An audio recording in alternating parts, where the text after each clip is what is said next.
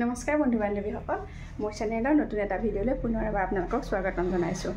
আজি এতিয়া বনাবলৈ মই গৈ আছোঁ দুপৰীয়াৰ কাৰণে এটা মাছৰ ৰেচিপি। নতুন শাক নহয়, সকলোৱে খায়েই। মই চাগে এইবাৰ মাছৰ সৈতে প্ৰথম বনাম। যোৱাবাৰ এনেকৈ বনাই খাইছিলোঁ, কিন্তু মাছৰ সৈতে খোৱা নাছিলোঁ। এইবাৰ ভাবিছোঁ মাছৰ সৈতে বনাই খাওঁ, খুব বোলে ভাল লাগে। গতিকে ভাবিলোঁ আপোনালোককো দেখুৱাওঁ। গতিকে ব'লকচোন এতিয়া মইনো কি খাওঁ লগত মাছটো বনাওঁ, আপোনালোকক অকণ দেখুৱাওঁ। এয়া চাওক, মই দুপৰীয়া বনাবৰ কাৰণে ধুনীয়াকৈ বাইজনীয়ে কৰি দিলে বাৰু। তাই গোটেই মাছখিনি ধুনীয়াকৈ পিটিকি পেলাই বাছি কৰি ধুই পখালি দিলে। গতিকে ৰেডি কৰি লৈছোঁ। এয়া মাছ দুপৰীয়ালৈ বনাম। আৰু আছে ৰাতিপুৱা অকণমান, মই যিহেতু ভাত খাওঁ অকণমান খালোঁ। এইকেইটা কেইটামান আছে, এয়া চেলেকনা মাছ নে কি বুলি কৈছিলে হাজবেণ্ডে। এইকেইটা কেইটামান আছে আৰু দুটামান মই ভাজি পেলাই খালোঁ। আৰু এয়া হৈছে মই দুপৰীয়া মাছৰ সৈতে বনাম বুলি কোৱা শাকবিধ। এয়া চাওক, এইটো কি শাক আপোনালোকে চিনি পাইছেনে বাৰু? এইটো হৈছে কলমৌ শাক। এইটো মই কাটি বাছি ধুনীয়াকৈ ৰেডি কৰি থৈছোঁ। আৰু তাকে ভাবিছোঁ কেনেকৈনো বনাওঁ আপোনালোকক অকণমান দেখুৱাই থাকিম আৰু। গতিকে ভিডিঅ'টো চাই থাকিব।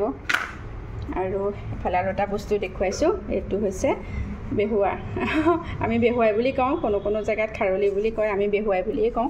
এইটো মই ঘৰলৈ গৈছিলোঁ আৰু তেতিয়া মায়ে দি পঠিয়াইছিলে। এইটো নিৰামিষ ভাতৰ সৈতে খাবলৈ বহুত ভাল লাগে, সকলোৱেতো জানেই। আৰু পানী দিয়া ভাতৰ সৈতে একদম পুৰা হাজবেণ্ডে খাই আছে। এটা পেকেট চেচ হ'ল, এইটো পেকেট আছে।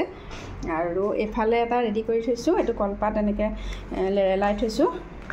ইয়াত মাছ কেইটামান ভাবিছোঁ পাতত দিম। মই যিহেতু পাতত দিয়া মাছ বহুতেই ভাল পাওঁ। এয়া চব ধুনীয়াকৈ হাজবেণ্ডে কাটি ৰেডি কৰি থৈছে। মই অলপ পিছতে বনাম। গতিকে আপোনালোকে মোৰ ভিডিঅ'টো চাই থাকিব, মই কিনো বনাওঁ আজি।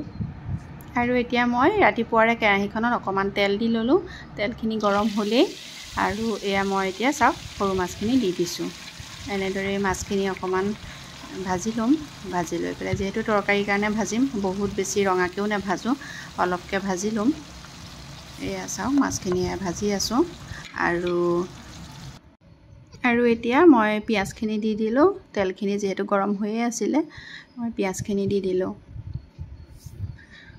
আৰু পিঁয়াজখিনি অকণমান সময় ভাজি ল'ম। এয়া দিছোঁ পাঁচফোৰণ। আৰু তাত বৰ বিশেষ বেছি মছলা মই ব্যৱহাৰ নকৰোঁ, নিমখ হালধি। আৰু এতিয়া আদা নহৰু পেষ্ট অকণমান দিম। এয়া আদা নহৰু পেষ্ট দিছোঁ। আচলতে শাকৰ তৰকাৰীত বেছি মছলা ব্যৱহাৰ কৰিব নালাগে, মই এনেকৈয়ে বনাওঁ। আৰু অকণমান দিম নিমখ আৰু হালধি। নিমখটো মই অকণমান দেৰিকৈ দিওঁ, যিহেতু প্ৰথমতে দিলে শাকটো বেছি হৈ থাকে, ধৰিব নোৱাৰি, সদায় অকণমান খেলি মেলি হয়। সেইকাৰণে মই শাকৰ তৰকাৰীত বা শাকৰ ভাজিত শাকখিনি যেতিয়া অকণমান কমি যায়, মই তেতিয়াহে নিমখটো দিওঁ। আৰু এতিয়া এয়া হালধিও দিলোঁ। আৰু এতিয়া জিৰা গুড়ি অকণ দিম, আৰু বেছি মছলা নিদিওঁ, অকল জিৰা গুড়িকণ দিব আছে, সেইকণ দি পেলাই মই শাকখিনি বহাই দিম। আৰু শাকৰ তৰকাৰী সকলোৱে বনাব জানেই।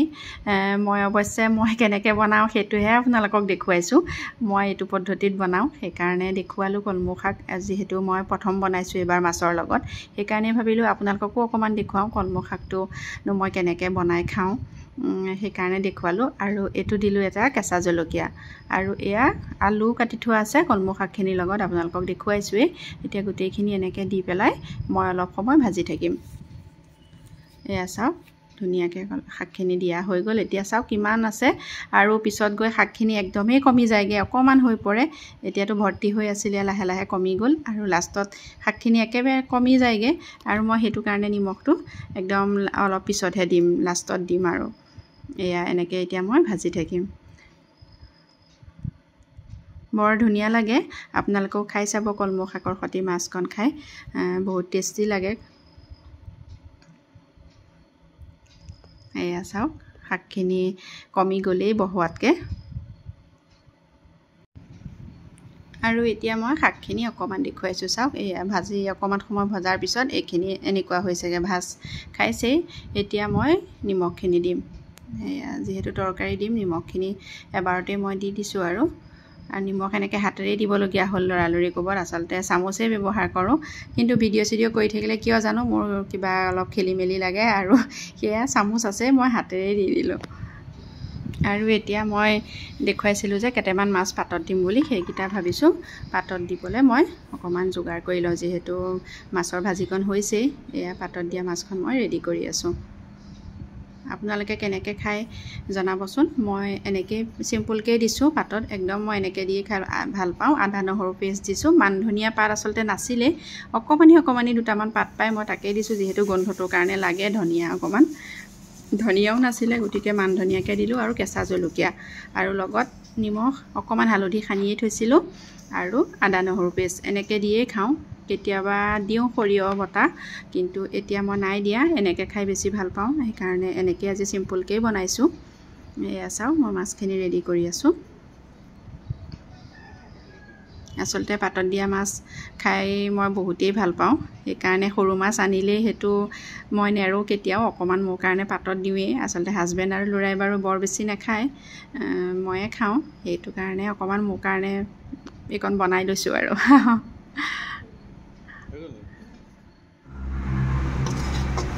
আৰু এয়া চাওক, ভাজিখন সিজিছে।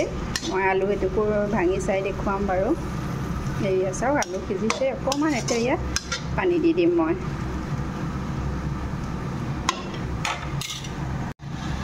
এয়া তাত অকণমান কমকৈ পানী অকণ দি থাকিম।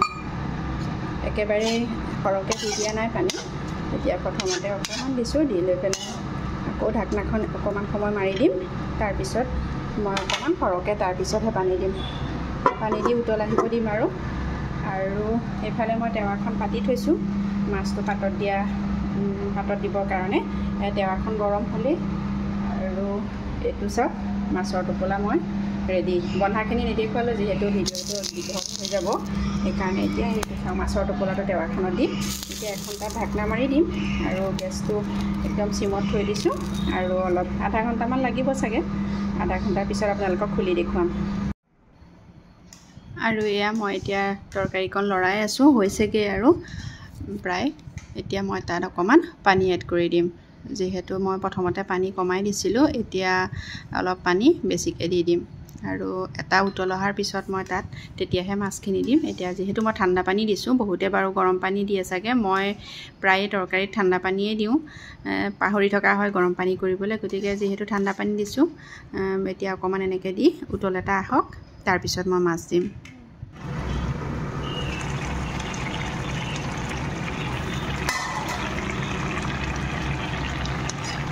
তৰকাৰী যিহেতু উতল আহিছে, ধুনীয়াকৈ চাওঁ সিজিও গৈছে, তাত এতিয়া মই কেইটামান মাছ দি দিম।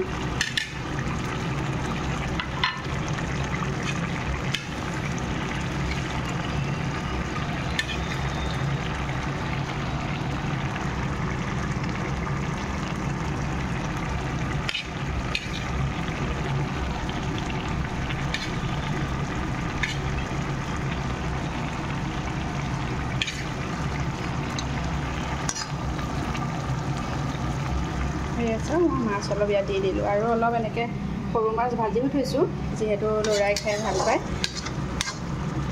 গতিকে এইকেইটা মাছ মই এনেকৈ দি আৰু এটা উতল আহিবলৈ দিম। হুইচেল আহি গৈছে মুখত। এয়া উতলটো আহক, মই তেতিয়ালৈকে এখন ঢাকনা দি দিছোঁ আৰু এইফালে মাছৰ ব্যৱস্থাই আছোঁ। মাছটো এনেকৈ সিজিব দিছোঁ আৰু এয়া মাছৰ লগত কলমৌ শাক মোৰ ৰেডি আজিলৈ। কেৰাহীটো ডাঙৰ কাৰণে তৰকাৰীকণ কম যেন লাগিছে, কিন্তু আমি মানুহ তিনিটা যিহেতু যথেষ্টই আমাৰ কাৰণে থাকিয়ে যাব। এয়াই আৰু তৰকাৰীকণ ৰেডি হৈ গ'ল, তাকে দেখুৱালোঁ। আৰু এইফালে মাছ হৈ আছে, একদম লাষ্টত ভাজিখন সজাই পেলাই মই আপোনালোকক লগ পাই আছোঁ। আৰু এয়া চাওক, মই পাতত দিয়া মাছখিনি মোৰ প্ৰায় আধা ঘণ্টামানেই হৈ গ'ল। মই এয়া আপোনালোকক অকণমান খুলি দেখুৱাইছোঁ। এইখিনি চাওক, এনেকুৱা ধৰণৰ হৈছে মাছখিনি খোলোতে, ধুনীয়াকৈ সিজি গৈছে বাৰু। চাওক কিমান ধুনীয়া লাগিছে। আৰু এতিয়া মোৰ দুপৰীয়া থালখন ধুনীয়াকৈ সজাই আনিলোঁ। এয়া হৈছে পাতত দিয়া মাছ, এয়া আলু ভাজি, আৰু এয়া ফ্ৰাই সৰু মাছখিনি, আৰু এয়া হৈছে কলমৌ শাকৰ সৈতে বনোৱা মাছৰ তৰকাৰীখন, আৰু এয়া চিম্পুলকৈ দালি অকণ বনাইছিলোঁ। এয়াই আৰু আজি দুপৰীয়া সাঁজটো এনেকৈয়ে তৈয়াৰ কৰিলোঁ। যদি আপোনালোকৰ মোৰ ভিডিঅ'টো চাই ভাল লাগিল, এটা লাইক কৰিব আৰু চেনেলটো ছাবস্ক্ৰাইব কৰিব।